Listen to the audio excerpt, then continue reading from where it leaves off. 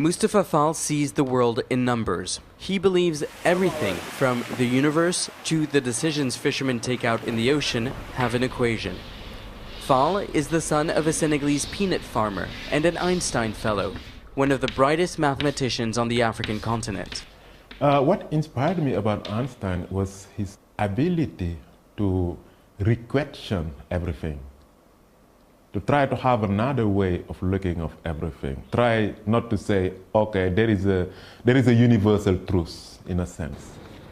But then why is this point? Fall works at the African Institute of Mathematical Sciences. Top academics, including Nobel laureates, teach African students who can't afford to go to MIT or Harvard, but are just as bright. Like Sol Paul Pire, he grew up in a remote village in Zambia. With barely enough to eat and no electricity at home, Sol spent his childhood hungry, staring at the sky. He now studies cosmology.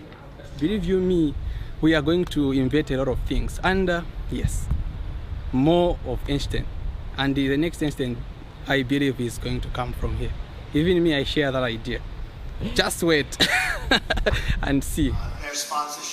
The African academics behind the school have started the next Einstein Forum, a fellowship for Africa's bright young minds whose work are too often neglected but need to be highlighted.